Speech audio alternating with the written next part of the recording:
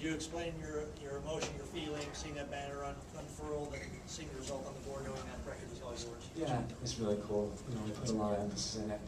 We haven't shied away from our feelings about how important we think it is for us as a club and for our coaching staff and for our players. We've taken a lot of pride in it. We put a lot of weight in it, and so now we need to, at least for a few minutes, celebrate it. To do it with a shutout probably is even more satisfying because that's kind of been a catalyst to you guys this year. Yeah, no, I'm satisfied with the shutout. There's a lot of things I'm unsatisfied with, but I'm satisfied with the shutout, and I'm real satisfied with the result. What are some of those things you're unsatisfied with tonight? I think first and foremost the energy level was extremely low today, and I think there's a lot of reasons why. But that I understand and can agree with and can accept. But being the type of person I am and being a coach, I want better. I want better out of my group every day. And we'll hope that it was just a little bit of an anomaly, a little bit of a blip in our schedule. It must belong on the floor. You add up the temperature out there during that match. You add up the Wednesday night match to Saturday afternoon. That's a pretty short turnaround. And just add up the number of games that we've played recently, and I think you can come up with some reasons why. If you took Ned's play that led to the goal, it seemed like you'd be the more unlikely person, one-on-one in the box ahead of everyone. Yeah, he played in the number 10 spot for us, so he was expected to be in and around their penalty box. I thought it was a real nice run on his part and an excellent pass from Salario to set that goal up. A proper decision by the referee, so pleased. Jason, how much did you feel, obviously the penalty and then the sending off of Conde changed the match at that point? It's difficult to say because I think, up until that point, the energy level was pretty similar to what it was after. By both teams, really. I mean, I can be harsh on my team for a long time, but I would say the same thing about Chicago. So something about the temperature and the time of the match today, maybe really were the big reasons why it seemed like a low energy game. Even with that, you still were creating chances at the end. It seemed like you were attacking when you had the opportunity. I mean, listen, if we're a man up for a half, I expect us to create chances and probably expect us to score goals. So they were there, but I don't think it was so much to do about what we were doing to create them. I just think that they were there. They were going to always be there. Seen Paulo now for a few minutes, a couple of games in a row. Tell us about him a little bit. Yeah, I thought he came in and did pretty well again tonight. He also looked just a half a step fatigued. I thought even our substitutes that came in, their energy level wasn't high enough. But it's the first thing he does when he gets on the ball is take a great shot that hits the post. And that's why we've signed him, because we know he strikes a fantastic ball and he can do some dangerous things in and around the opponent's goal.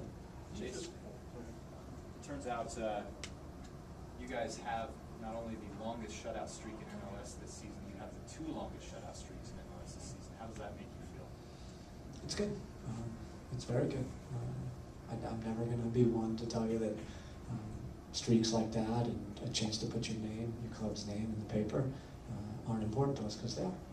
We like it. Take a lot of pride in every time we see our name, positive sentence in the newspaper. So we'll take it.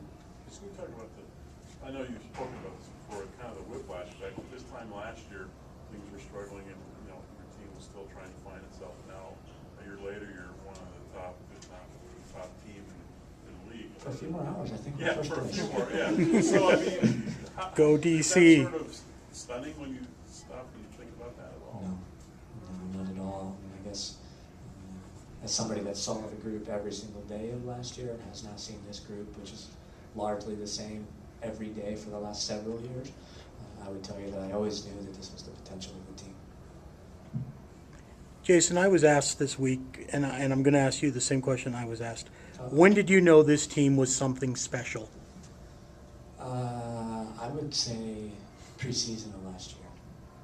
Our last preseason trip was in Charleston.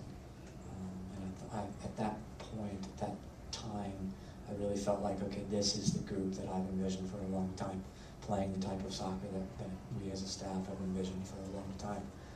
And I think, over last year, if you look at the entirety of last year, which is what I did at the end of the season, if you picked out the games that we were really all together and all focused and on the same page, we were fantastic.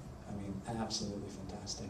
And yeah, there were a lot of down times in between those, but to have those games from the beginning of the season all the way through the end of the season made me feel like, yes, this is the team that I saw in the preseason this year, and this is the team that I think we've been trying to build for a long time, and this is the team that should challenge for championships for quite a while.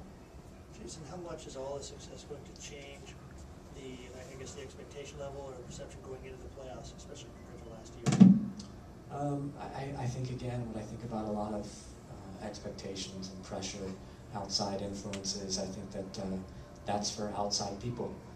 The people in the locker room know what we're capable of. The people in the locker room know what's expected and demanded of them. And then when we do those things, we'll win. We'll win our fair share of games, and we'll advance. And so, if we begin to think about, read, be overly concerned with what's going on outside the locker room, and what people are saying about us outside the locker room, is when we're always going to be in trouble, whether those things are good or bad. Seems like even with injuries and suspensions, your depth allows you to put a competitive team out on the field every night. It seems. Yeah, I've been pleased with the guys that have stepped in starting roles, and I think every game, the guys that have been called upon in some really important matches in some really important places, younger players and experienced players have stepped to the forefront and pulled their weight. So it's important, and it's going to be even more important over here in the next couple of weeks. I guess. Oh, go ahead. Where do we stand on injuries right now? Fabian was very close to being available for the 18. It was more a decision about being a little more precautionary with him, because I know that he's had some muscle injuries in the past, and if we pushed him a little too fast, then we've had recurrence. So I really wanted to take a precautionary measure there and say, okay, let's just wait one more game. Javier is looking pretty good. He still hasn't trained.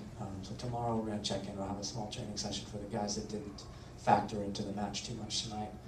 We'll see if we can get him involved and have more of a definitive answer on that tomorrow and over the next couple of days. I'm very hopeful that he'll be available Wednesday.